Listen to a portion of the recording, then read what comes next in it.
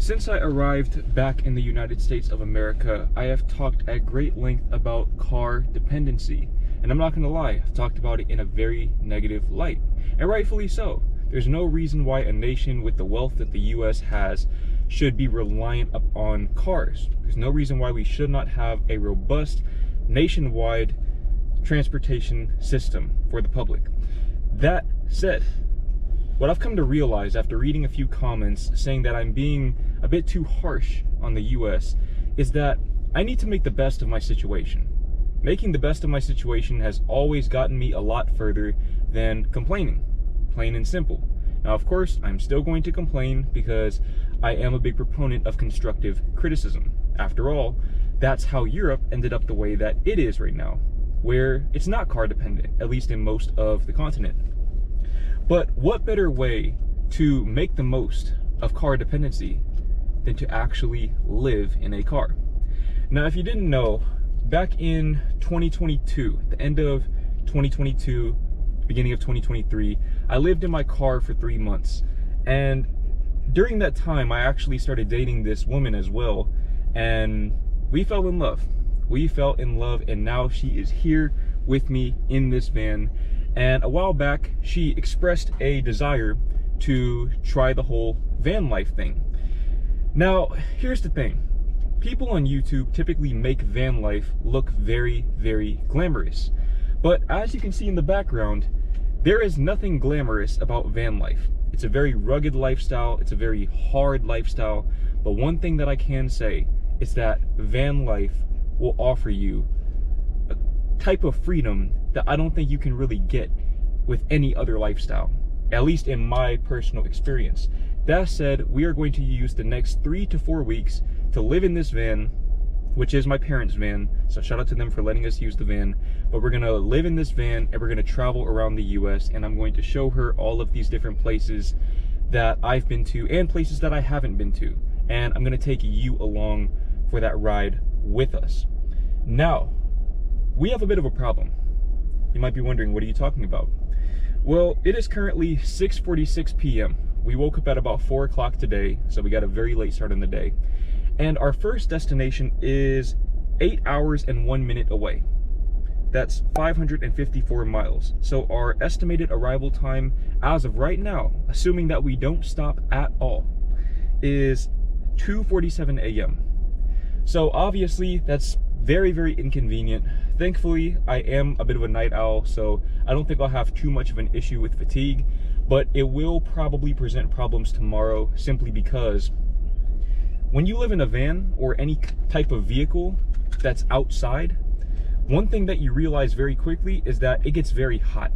Okay, right now we don't have the AC on. I know you're probably cooking right now, because I am. You could probably see the sweat starting to form on my forehead. It is hot as hell in this van. And we are going, well, I don't want to say exactly where we're going yet, you'll see. But just know that where we're going is pretty hot. So once the sun comes up, which will probably be around, what, 7 a.m., something like that, we're probably going to have to wake up. That heat is going to wake us up. And that means that I'm probably going to get at most 3 to 4 hours of sleep. Because if we get there at 3 a.m., and that's assuming that we don't stop at all, we also need to do our nightly routine, skincare, brush our teeth, eat dinner, things of that nature. So I'm probably not going to be very well rested tomorrow, but it's okay. It's all part of the lifestyle. Honestly, by the time we return from this trip, I need to have a CDL waiting for me because I'm about to be driving truck driver miles. That said, let's go ahead and hit the road.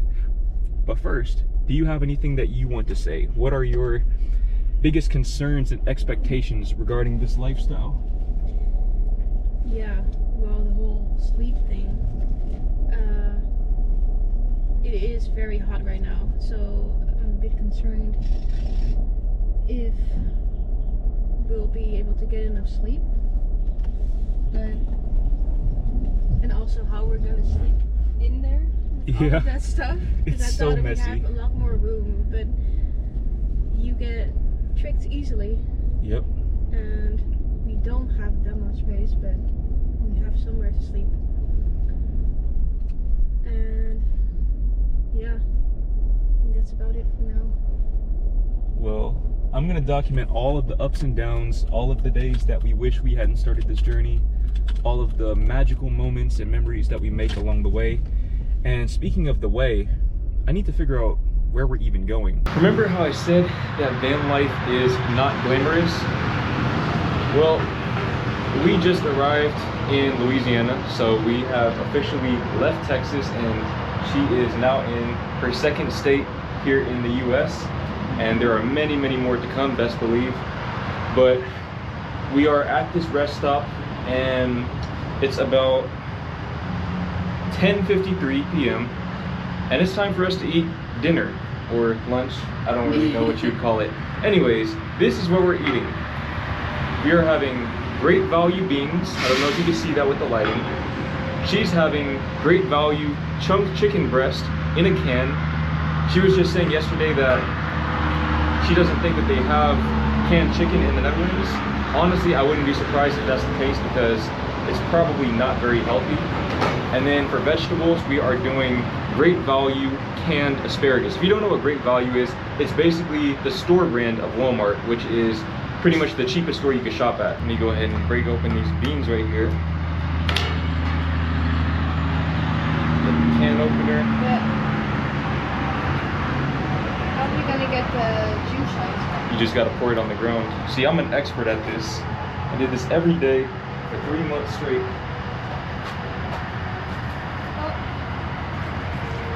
I'm not gonna lie, one of my biggest logistical concerns about doing this lifestyle is just tracking calories, because we're both very diligent when it comes to tracking our calories, our macros, protein, things of that nature. But for one, we did bring the food scale with us, but also pretty much everything we're eating is pre-packaged, so we can kind of just read the nutrition labels on the back, and I could see that just one serving, and there are 3.5 servings per can, gives me 18% of the sodium that I would need for a day. If I ever get sick in the future, this is very likely the root cause. So let's see what this is looking like. Let's try to get this can open if I can. Let's go ahead and get these pinto beans going. Okay, that's a fairly decent amount. It does smell kind of strange, but hey, we're living. At least for now. For what it's worth, we're actually only about halfway to our destination right now.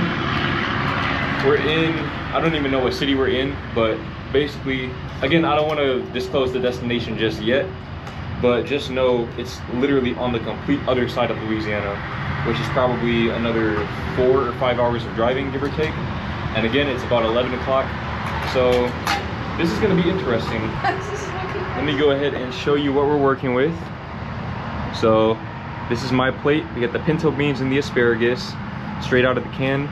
She has the suspect chicken and the asparagus as well.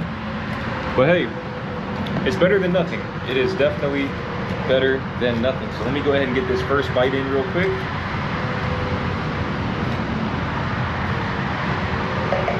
Okay, that's doable. Yeah, it's not spectacular, but it is doable. But yeah. We need to reorganize the back of the van, because as you saw earlier, it's super messy. We're not going to be able to sleep back there in its current state. On the way here, she fixed one of our window covers. That's kind of a big constraint that we've been dealing with over the past few days, is just getting our window covers situated properly. But once we get that situated, then we're pretty much home free. Really, van life is just like anything else in life. It's about systemizing things. So as long as you have systems in place to handle how you're going to allocate the space and things of that nature, you're pretty much good to go. How's that chicken tasting?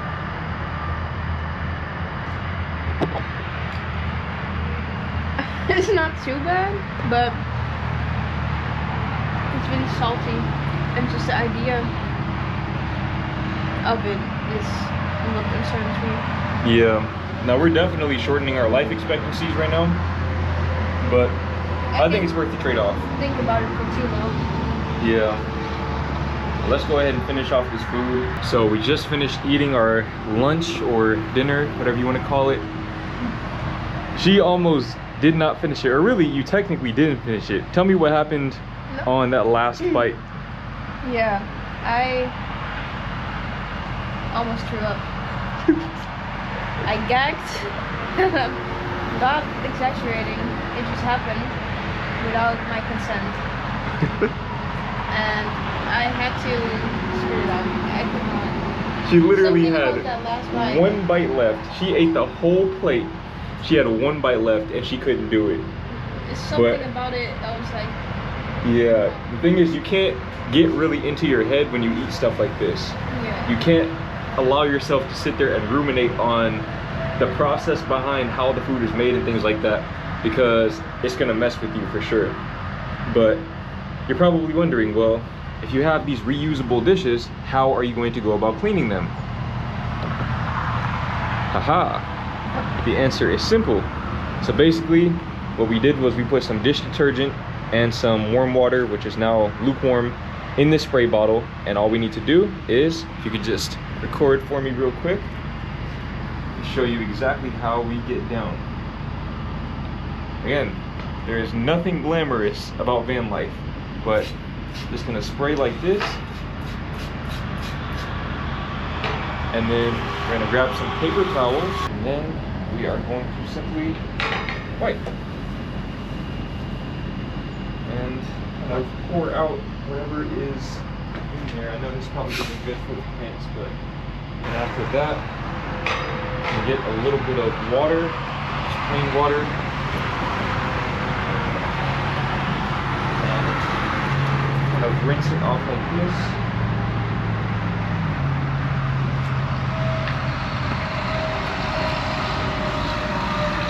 Just like that. And it's not going to be 100% clean, but that is fine. For this time, it will have to be like this. So pour it out like this. And then you get a couple more paper towels, 2 to 3, and then you simply dry it off, at least to the best of your ability. Now you're probably wondering, why are you eating canned food? Well, the answer is simple. You see, when you're living out of a vehicle, unless you live in a full-on van, this is pretty much the only kind of refrigeration you're going to have. An ice cooler. And I don't really want to open this for too long because we want to keep the cold air in there, but when you open this, you can see there really isn't that much room for any kind of food. We have jelly, we have Greek yogurt for her breakfast, and then we have a whole bunch of ice, a couple of bananas. So in other words, and on top of that, we don't have any kind of stove set up either. So in other words, basically everything that we eat has to be non-perishable. And on top of that, we also want it to have some type of nutritional value. Particularly, we want it to have a high protein count. So bearing that in mind, that leaves us with pretty much one option, and that is canned food. Canned food, granola, things of that nature. I'm also going to be eating a lot of peanut butter and jelly sandwiches and protein shakes, things like that. But right now, we are working with a lot of constraints. So best believe we are doing the best that we can while also staying true to our budgeting principles of, well, not going broke. Now, as you can see, the back is an absolute just disaster. So we need to go ahead and take some time to get that situated right now before we get to our destination. Because one thing about, I guess, stealth camping, we're not really stealth camping tonight, but one thing about camping in your vehicle is you want to make sure that you get everything situated before you get to the destination. That way you're not drawing a whole lot of attention to yourself by having a bunch of lights on and things like that. So we're gonna go ahead and get that situated, and then we are going to hit the road yet again. All right, so I think the best way to do this is to just wing it. Yeah. Because that's kind of the story of this lifestyle. So this is an example of one of the window covers that we made. Basically, it's just a bunch of Reflectix that we cut out haphazardly and covered with black duct tape because you want the window covers to be inconspicuous. We need to figure out where the suitcases are going to be. Yeah. because they take up the most space. You see, the thing is, this van has a lot more space than my car did. But because we have 2 beds instead of 1, all of the space that I used for the suitcase, the food container, and things like that, that's being used for the 2nd bed. So in a sense, we have less space, even though the space is bigger, because we have 2 suitcases, 2 beds, etc. Ideally, we don't want to have anything in the front of the vehicle while we're sleeping, because we don't have any window covers for the front, and we don't want to attract any thieves or anything like that, and entice people to break into the car. But honestly, that might be our only option. So we didn't end up making it to our original destination. We are at a Love's Travel Shop just outside of Alexandria, Louisiana. So maybe around 2 to 3 hours short, give or take. It's 4 or 5 in the morning right now, so we figured it would be best to just go ahead and stop and stay here for the night. But you can see she's up there finishing her snack. We just finished our last meal of the day, and we're about to go do our night stuff and then go to sleep. But we did run into a couple of unforeseen issues, the first of which being this window cover right here. So basically, the way we have this window cover set up is there are these suction cups on the window, and the suction cups have hooks holding the window cover in place because it just doesn't fit well enough into the window to actually stay in place. And even if it did fit, there aren't really any seams at the top or the bottom of the window for the window cover to sort of fit into. If you've ever done van life or car life, then you know what I'm talking about. But the suction cups, for whatever reason, are not really holding consistently. So this back window cover keeps falling over and over every 10 or 15 minutes. Definitely a very big nuisance, but we'll figure out a solution at some point or another. Also, the engine kept overheating. I think the car might need some more coolant or something like that. I'm not really well versed with anything having to do with engines or anything dealing with mechanical work. That is not my forte, but I guess it'll have to be because that's a part of the lifestyle. But we basically get around that by just running the heater. If your engine's overheating, you can always run the heater to cool it down and just not driving too fast. But yeah, I would say we got off to a pretty rocky start, but at the same time, I think that things are going pretty well. We do have the back organized very, very well now. We might shift things around, especially depending on how this back window cover holds up. But yeah, I mean, things are going pretty well, all things considered. We've made it somewhere, at least. We're not just stuck in Dallas, so that's a good sign. Here in the near future, we'll give you a full tour, and you can see the window cover just falls. So I don't really know what we're gonna do with that. Those suction cups are pretty high quality. We literally just got them today from Home Depot. I don't really know what else we can do in regards to that, but anyways, we're gonna go ahead and get this stuff situated. Sometime in the near future, we'll do a full-on tour of the van and just show you how we have everything situated. It's not perfect by any means, but again, we're working with very limited amount of space here. But yeah, we're here. Tomorrow we will be at our first actual destination, and by tomorrow I mean really in about 5 or 6 hours, because we're probably not going to get much sleep tonight. But we are here. Do you have any thoughts so far? I'm just excited to get to the destination tomorrow and see what it's all about, and see if there's more liveliness and soul there than in Dallas. But yeah, definitely we need to figure out what to do with that back thing.